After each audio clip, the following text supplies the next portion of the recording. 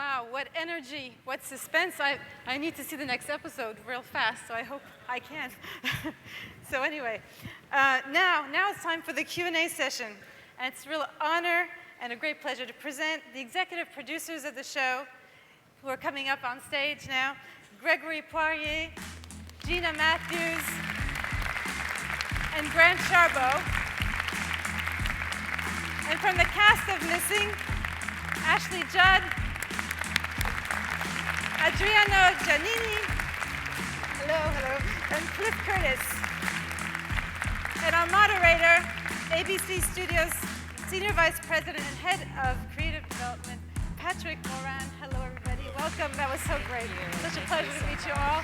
I'll leave it up to Patrick now. Thank you.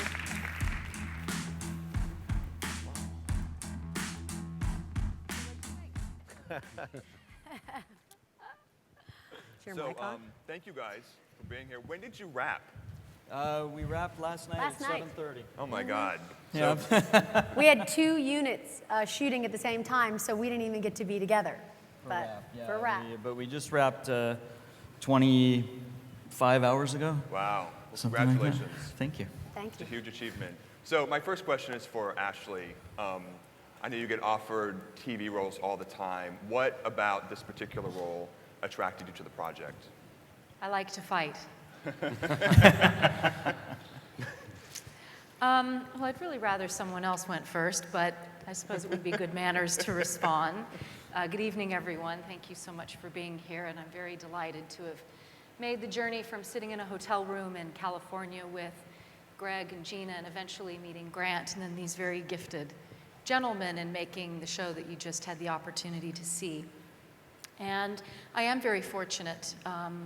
A lot of things come my way, most of which, for a variety of reasons, I choose not to do. I enjoy a very well-rounded life. I basically retired about 5 years ago, did a few small things, an independent film called Helen, Dolphin Tale, which is, of course, out at the moment.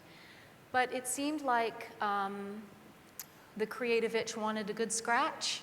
I was missing, no pun intended. Being at work, I started finding myself lighting things. I'd be in a space and I'd start to wonder how we might set it up, what we'd do with the camera. I even did that in the classroom some when I was in graduate school. And my agents really talked me through the new golden age of television that the world is experiencing and the quality of production and writing and acting. And in particular, what appealed to me about this was the power of a network, ABC in particular, one of the great global networks, and a shorter schedule, a 10-episode series, which allows me more time. Got a hot husband to follow around, have a lot of work that I do around the world in my various other manifestations, public health, feminist social justice, and human rights. And Gina and Greg and Grant made an enormous impression on me. And then the show was very exciting. I mean, the premise was extremely exciting. I really didn't have any idea what's going to be missing in season 2, if we're also fortunate that there is a second season. But I was very compelled in the room by what they had to say. And 4.5 months later in Prague and 1 French meal to undo all that Czech food. And here we are. So that brings me to my next question for Gina, Grant, and Greg. Talk a little bit about what your intentions were for the show when we first sat down and started talking about this opportunity. Well, we wanted to spend the summer running around Europe. Yeah. Basically, no. It's. Do you want to start first? Sure. Grant and I, we're married, and we also have a production company together. We are Italian citizens. We have Italian passports. And it had always been a dream of ours to live abroad and to also come up with a television show that felt like it was television for the world. It was very near and dear to our hearts, and to try to find a way to kind of unite the world through what we do. And so we started talking about ways to do that and why we care. We're parents.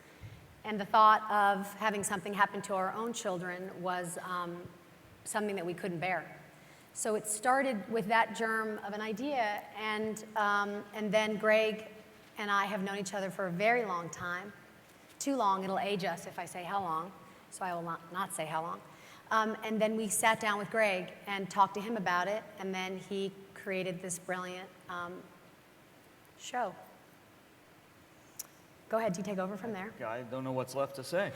Yeah, it just, for me, it was an opportunity to really do something different than what we usually see. You know, we sort of really wanted to do a show that would take people places that they might not get to go, that would have an international cast, not a bunch of, you know, Hollywood actors with fake accents, but actual international actors that well, he's using a fake accent, but other than that.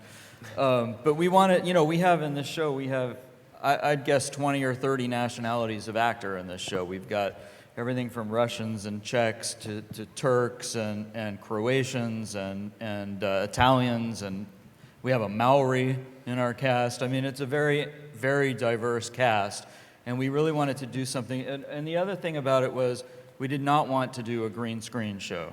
We didn't want to shoot a show that took place all around the world in Burbank, you know? Mm-hmm. So my side of it was more the creative side with them, but they were really the geniuses that figured out sort of the way to do this on a television budget. And once we realized we actually could do it, and you guys realized we actually could do it, we went and did it. So that's kind of how it came about. Well, let's talk about the international cast. Adriano, was this your first American television experience? Yes, absolutely. Yes. And how I was around, you know, and I was around in Italy, and they casted me. And how did you find doing this type of series? Well, I can say that I'm a big fan of all these TV shows, you know, American TV shows, and so I've watched a lot of them, and be part of one of these, you know, it's incredible, and have the chance to work with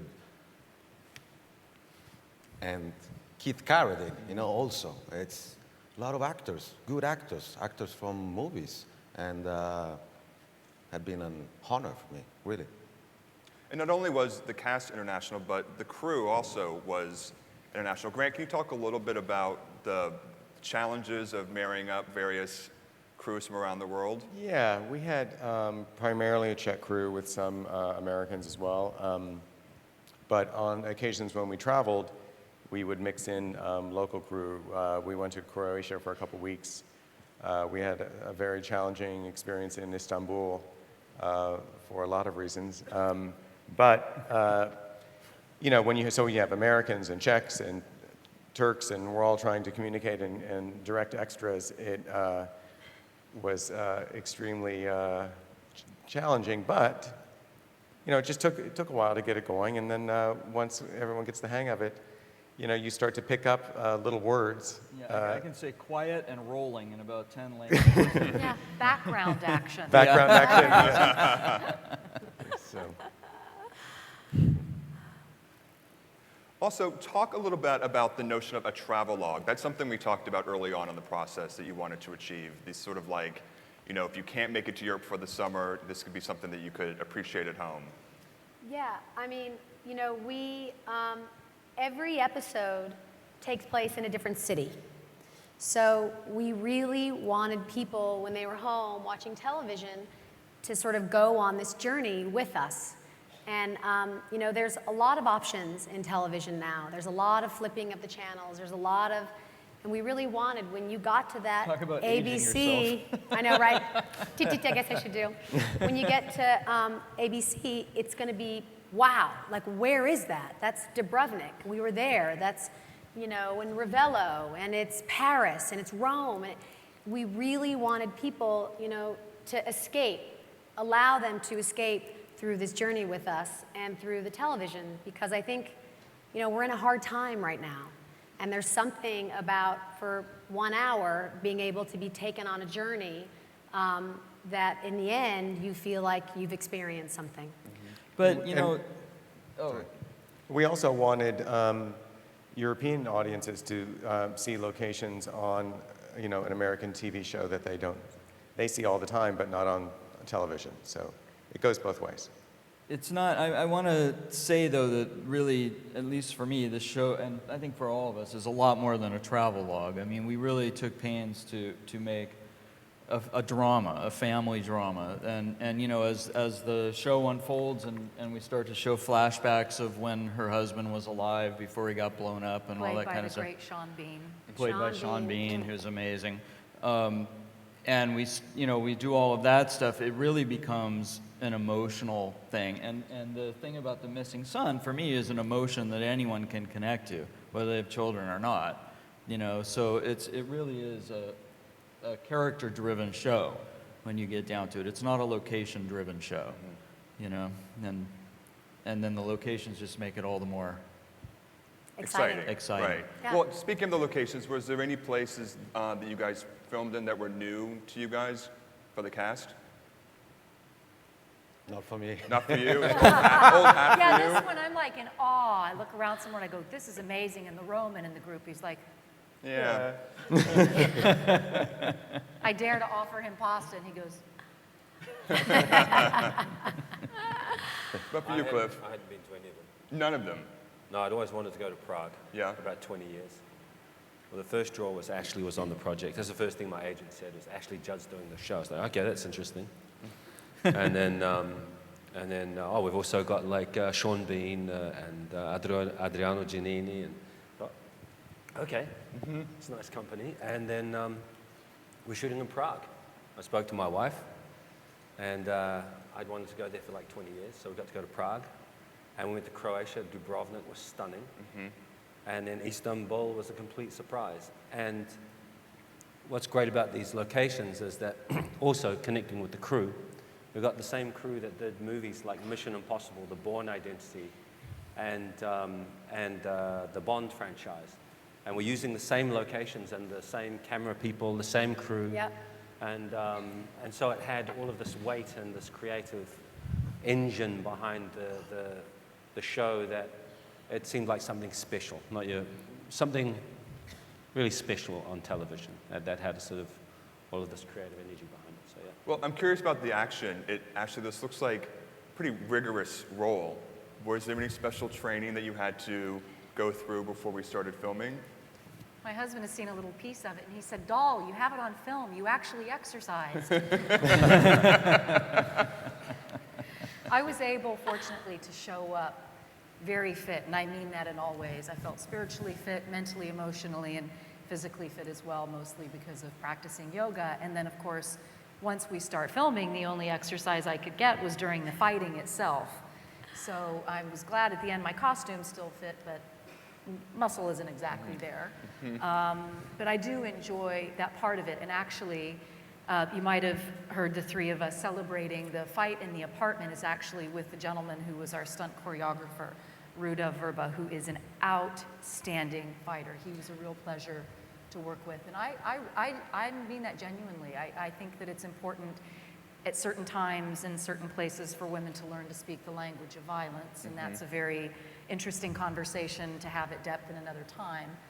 But that's part of what fighting is for me, and I really like doing it. We also had our second unit director and our action director was Ken Bates, who's does all the Michael Bay movies, All the Transformers. all the Transformers, the Bad Yep. Boys, all that stuff, and he was amazing. We have in future episodes car chases and stuff that I watch, and they look like a movie. Boat chases. I A mean, boat crazy. chase through Ravello, yeah. We have action on the wall of Dubrovnik and inside the Hagia Sophia, and I mean, it's just amazing the places we got to go. I'd like to commend Ashley. I think it's a rare blend to have an actress who can actually believably be a mother, who can believably whoop some ass, and be a CIA agent. I think you're great, Ashley. So. Oh, believe me, this was like, when Ashley's name came up, we all sort of jumped at the chance. We can't imagine anybody else having done this role, having seen, the episodes now. So we're all thrilled. So without giving too much away, because I know there are like a lot of twists and surprises, is there anything you can share of what we can expect from the next 9 episodes? Well, something that I think is really exciting, and I don't think I'm spoiling is Michael. Oh, you do pick up this guy. Yeah, Okay. yeah.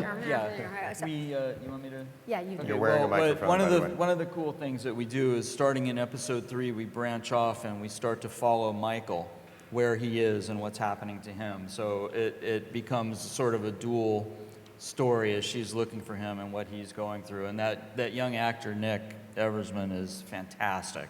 And it's really fun to sort of see the two stories going along parallel. That was what you were Yeah, saying. that is what I was going to say. Yeah. And I think one of the things that we're really excited about is, you know, when we got in the writer's room, we would ask ourselves, what is the story emotionally about?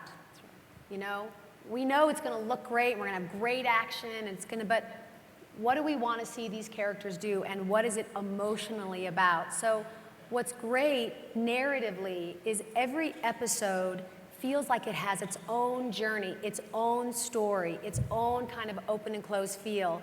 It's got characters like Joaquim de Almeida, Lothaire Bluteau, Victoria Smurfett. I mean, we have got incredible guest cast because every episode has its own little story that you feel very emotionally connected to. And they're all morally big questions. You know, what would you do to save the life of your son? And we put her in some very tricky situations and give her some very hard choices to make. But I also think it lives on another level. There's romance, there's betrayal, there's drama, there's heartbreak, there's mystery. So all of those elements are, you know, put into this drama. We always say it's like a drama disguised as a spy show. Because really it's about that and those characters that you can invest in story-wise. And well, then it just looks really cool, and there's a lot of really great action stuff going on. So. Well, that's what I like about the piece, because we've all seen spy movies, we've all seen the Bourne movies. This, to me, was a way to reinvent the genre from a mother's perspective, and it made all of those moments feel really fresh and original again. So I think you guys really achieved what you set out to do. You know, now that some of us know where the first 10 are going, is there a way to do a second season? Have you thought about that at all? Absolutely. We Wait till you see the finale. Look at Ashley's face. Yeah. Ashley's like, I don't know, I'm not sure. One of the things that Greg, Gina, Grant, and I talked about at the very beginning is that other life that I have, which I find rewarding. I think that it's my purpose, and my faith is the most important thing to me. I mean, on a daily basis, that's how I organize myself and how I make meaning. And when I was thinking about doing the show, my choices on that day were literally, do I want to apply to become a fellow at the White House, or do I want to sign a contract to do this television series? And I believe God gave me a gift for a reason, and I believe God gave me this other part of my life for a reason too. And it doesn't necessarily make sense to me how they go together. And in my little trailer, I have pictures from my trips all over the world, so that when I would wake up from my nap at lunch every day, I could look at the forcibly displaced persons camp pictures, the brothels, the slums, the hospices, and say, I don't know, kids, but something's gonna work out here together, because I was there and I'm here. I'm the same person, so there's a force at work. And we're going to be able to, at least I've been assured, bring some of those international, humanitarian, public policy conversations into plot. And that's really important to me. And I know that there was one particular script that you had a strong point of view about that I think informed the show in a really interesting way. Well, Greg and I were talking about it was alluded to, what would I really be willing to do? What lines would I cross? Would I kill another person in order to save this person? And can I justify it if this person is my family, whether it's biological family or family, all that kind of stuff? And Greg gave this great example of the show MASH, and how at the beginning it was very much a wartime surgery show populated with quirky characters who had relationships, and at the end it became something much more profound and textured. In the final episode, does anyone remember that, when Alan Alda is doing psychotherapy and he talks about how he convinced a woman to kill her chicken because the chicken was making noise and attracting the enemy. And what comes out is that it was actually the woman's baby who was crying, and he convinces her to suffocate her infant. And that's where that show was able to go. And so just as a parable, not necessarily that this is what we're going to do, but as an example of how a show can be established in its first season, attract its loyal viewers, be rewarding on multiple levels, including a sheer entertainment, but go a little deeper with certain elements in the material. And there was a particular theme that Grant said ABC, from what I understand, wanted to defer until our second year. Very intense. And I said, for me, the only way it works is if my son is missing, because otherwise this theme becomes nuclear secrets or espionage or patriotism, you know, or something like that, which is all, you know, popcorn for me. Right. You know, this is a little deeper. And more complicated, certainly. Yes, and very much to Greg's credit, he had the nerve to walk back into ABC cyberspace-wise and repitch it, and they said, yes, absolutely, and I appreciated that, and it was by far my favorite episode to do. Great. By far I like to be challenged. Look at my movies. Bug. Yeah. I like to be a little crazy. Great. Do we have time to do questions from the audience? Always. Any questions? Are there any questions? Yes.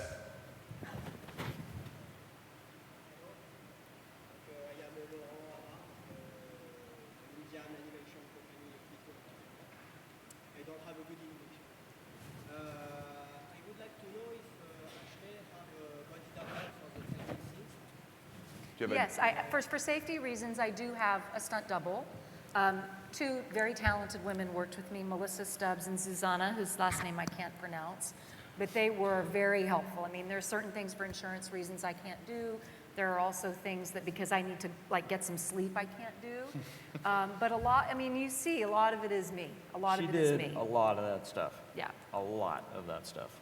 I think I've got one. You got the bruises to prove it. You definitely got the bruises to prove it. You make a lot of sport in the real life or not especially? No. Truthfully, no. Okay, thank Thank you. you. Thank you. Thank you. He asked me if I do a lot of sport in real life, and I said no. Back Yeah. there.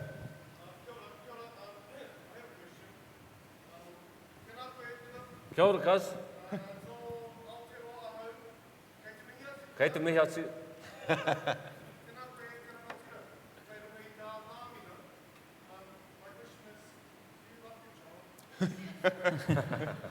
Yeah, I was thinking that the other day. And kia ora te whānau. Me koe ngā tuakana e noho mai la. I ko nei tēnei whare. So there's my cousins from New Zealand. It's good to see you here too. Yeah, it's a great job. It keeps me away from my home, which is difficult. But too, bro. Well, it's a wonderful job. It's a wonderful job full of wonderful opportunities, and I'm very, very blessed to be in the company I'm in. Thanks for the hold up. You weren't expecting that, were you? I love it. I was. Yes.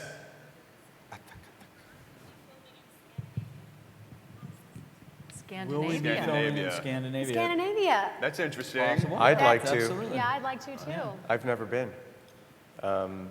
It's been, you know, I always get obsessed with, when I look through the travel magazines, there's so many beautiful cities. And again, these are not cities that have been sort of overdone on, even in film, but certainly not on television. So again, we have to, you know, we've shot in a lot of cities thus far, and I think we want to continue going to different, I don't think we want to repeat. No. So the goal is to keep the locations fresh, and that would mean eventually going up there. I mean, the nice thing about the end of the first season that there is the opportunity to do a whole new sort of mission that can extend the second season, and we can figure out sort of what locations might be interesting to play that story against. Rural Tennessee is For instance. awesome place visually. That's where I live. Yeah, and it really comes out of the emotional story first. You know, it'll depend on where where that takes us, really. But I'd love to do a different But continent now, every year. now she mentioned it. Would you like to get back to New Now Zealand? you mentioned Asia? Scandinavia. It's- Yeah. Right. Anyone else? Oh. Do you find that the content now is slightly shifting? You were talking, Ashley, about having that heart-level connection with what you do and you believe in. Is that kind of coming in deeper to TV at the moment? Is it easier to bring that forward? I can't answer from a national or an international perspective, but for me, it's really important, as I said, how I make meaning is I really don't know how to live any other way. So I would pitch the question to others who are more familiar with television in general. But is it being more receptive, do you find, as a network, from a network point of view? Well, we've certainly talked about this being kind of the golden age of dramas. You know, I feel like you look on any network now, and I feel like the quality of the shows is exceptional. And I think the challenge for us is how do you constantly sort of do it different, make it better, Yeah. make it more interesting, make it more compelling. I think the bar is very high, actually, in terms of dramatic series. So the Yeah. challenge is always on us, like, you know, what can we do to elevate the form? I actually believe the best writing is on television now. I mean, this is my first series. I've written 9 features. But for me, half the time now I look in the paper to see what I'm going to go see in the theater, and what's on TV I know is going to be better. You know, and so I wind up staying home and watching a drama or something, and it really is, I think, a golden age again. I mean, the writing on some of these shows, I think, is just spectacular, and we really tried to set the bar high for ourselves. We had a we were very lucky to have a terrific staff. We had writers who worked on, Grey's Anatomy, to Desperate Housewives, to, Flash Forward, to huge, wonderfully gifted, talented writers. And what I really respected is they always came at this emotional place in the storytelling. And I think that's what's beautiful about television and movies, because we also all do movies too. In an hour and a half, it's over. It's over. And so it's so fun to be able to think about how deep can we go? How far can we push Becca? How complicated can we make it? Pretty far, it turns out. Pretty far, it turns out, by the way. And but we have not, so far to go. I mean, it was like making a 10-hour movie. Sort Yeah. of. I mean, there's characters in there that you don't even realize have been introduced in that first episode who will show up later. Oh, yes. I mean, there's lots of threads and lots of interweaving going on, and it all ultimately is personal, And Yeah. that's what's great about it. And I think one of the things that we just really feel clear about is the show's simple in its conceit. We wanted to make something where people didn't have to have a thesaurus to figure it out, and you would get lost really easily. We wanted, whether it's episode 1 or 5 or 7, it's a story of a mother who's looking for her son. Now, in those 42 minutes, a lot is going to happen. It is going to surprise you. You will have twists. You will have reveals. But at the end, you will feel satisfied with that journey. So the next time you pick it up again, you're right back in it. And that's, again, I think, about real, precise, clear storytelling and, from really gifted writers and incredibly gifted actors. The line that she shouts at him, which is, "I'm not CIA, I'm a mother looking for her son," was basically our mantra that was on the wall of the writer's room, because that's really what the show is about. I think we're all set. Great. Thank you. Oh. Thank Thank you. All right. Thank you all. Well, thank you very much. Thank you very much. Thanks very much. To the cast members, the executive producers, Thank you very Patrick much. Moran, to ABC Studios, for all of you for being here. You can join us now at the Martinez. It's the opening party, and before that, there's a red carpet starting now. So see you there, I hope. Thank you very much. Oh my God.